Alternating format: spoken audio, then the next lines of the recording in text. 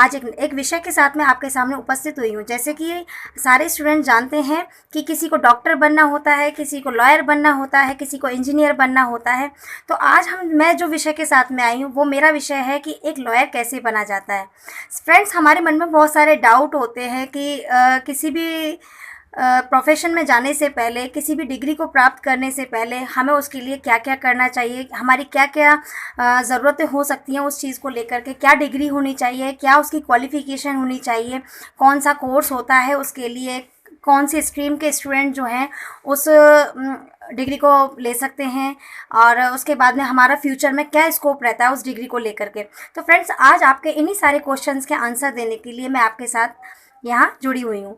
तो सबसे पहले हम शुरू करते हैं कि लॉ यानी एक एडवोकेट बनने के लिए, एक लॉयर बनने के लिए हमको सबसे पहले क्या क्वालिफ़िकेशन चाहिए। तो फ्रेंड्स, मैं आज आपके लिए बता देती हूँ। इसके लिए हमें 12th या ग्रेजुएशन की डिग्री हमारे पास होना बहुत आवश्यक है।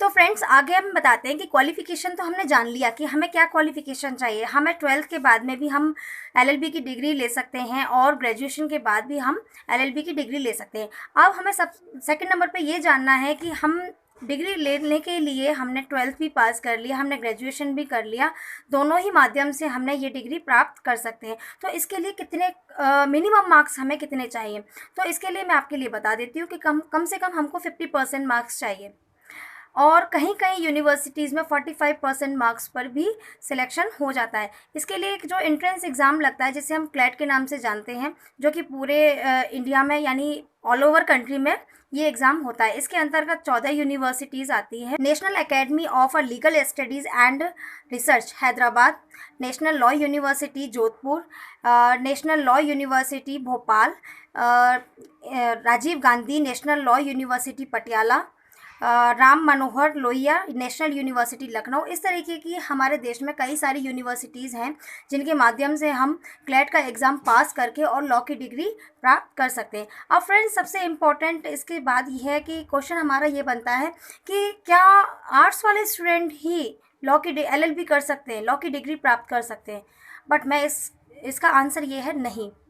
फ्रेंड्स, चाहे वो स्टूडेंट आर्ट्स स्ट्रीम का हो, चाहे वो स्टूडेंट कॉमर्स स्ट्रीम का हो, चाहे वो स्टूडेंट साइंस के स्ट्रीम का हो, चाहे तीनों स्ट्रीम के स्टूडेंट्स जो है LLB की डिग्री को प्राप्त कर सकते हैं। फ्रेंड्स, मेरा नेक्स्ट क्वेश्चन कि इसको करने में कितना ड्यूरेशन लगता है, तो आज आपको मैं ये बता देती हूँ कि 12th के बाद में अगर आप लॉ की डिग्री लेते हैं तो इसमें आपको 5 साल का समय लगता है, जो कि क्लैट के पेपर के माध्यम से आपको उसमें एंट्रेंस मिलता है। लेकिन यही डिग्री अगर आप ग्रेजुएशन के बाद में लेते हैं तो इसको कंप्लीट करने के लिए मात्र आपको 3 साल देने होते हैं। परंतु फिर भी मेरा मानना है, यानी मेरा आप सबके लिए सजेशन ये है कि आप अगर LLB करना ही चाहते हैं तो आप 12th के बाद में करें, जिससे आपका जो समय है आप उसको बचा सकें। फ्रेंड्स, यहाँ पर एक क्वेश्चन उठता है कि क्लैट का एग्ज़ाम यानी CLAT, क्लैट का एग्ज़ाम ये कौन सा एग्ज़ाम है, जिसकी फुल फॉर्म है कॉमन लॉ एडमिशन टेस्ट। ये एक ऐसा एग्ज़ाम है जिसके माध्यम से हम LLB की जो है डिग्री ले सकते हैं। फ्रेंड्स, हमारा नेक्स्ट क्वेश्चन है कि इसके बाद में हमने जो है क्वालिफ़िकेशन इसकी जान ली, हमने ये भी जान लिया कि इसमें कितने मार्क्स की हमको आवश्यकता होती है। इसके बाद में हमने ये भी जान लिया कि इसकी कौन से स्ट्रीम के स्टूडेंट जो है इसको कर सकते हैं। अब हमारा नेक्स्ट जो क्वेश्चन बनता है वो ये है कि हमने लॉ की डिग्री प्राप्त कर ली, तो इसके बाद में हमारे पास क्या स्कोप रहेगा।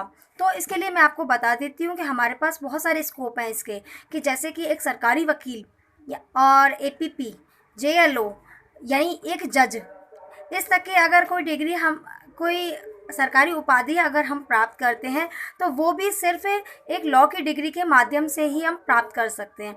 जैसे कि मैं आपको बता देती हूँ, RJS का एग्ज़ाम लगता है, HJS का एग्ज़ाम लगता है। तो ये एक मजिस्ट्रेट लेवल का एग्ज़ाम है जिसको हम सिर्फ एक लॉ की डिग्री के बाद में प्राप्त कर सकते हैं। फ्रेंड्स, आगे के लिए मैं आपको एक चीज़ और बता देती हूँ। कई स्टूडेंट्स के माइंड में ये रहता है कि हम गवर्नमेंट के लिए तैयारी करते हैं परंतु हमारी गवर्नमेंट सर्विस नहीं लगती है, तो फिर हम क्या कर सकते हैं। फ्रेंड्स, इसमें हम जानते हैं कि अगर हमने गवर्नमेंट सर्विस सेक्टर में ट्राई किया लेकिन वहाँ भी हम सक्सेस नहीं हुए तो आगे हम क्या करेंगे? क्या हम बेरोज़गार ही रह जाएंगे?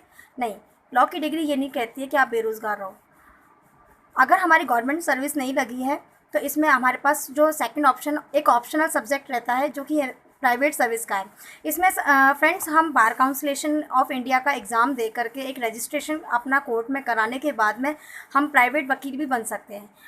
उसके अलावा बड़ी कंपनीज़ जो होती हैं उनमें हम एक तरीके से जो है लॉयर यानी लीगल एडवाइज़र का जो पोस्ट है उस पर भी हम जॉब कर सकते हैं।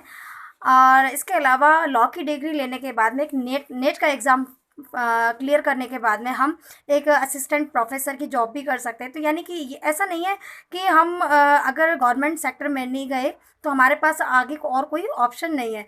तो फ्रेंड्स इसमें सबसे प्लस पॉइंट यही है कि और जो डिग्रियां होती हैं उनमें लगभग गवर्नमेंट सर्विस ना मिलने के बाद में फिर भी हमें ये रहता है एक हमारा फ्यूचर जो थोड़ा अनसेफ लगता है हमें। लेकिन लॉ की डिग्री लेने के बाद में हमारा फ्यूचर बिल्कुल भी अनसेफ नहीं है, टोटली सेफ है।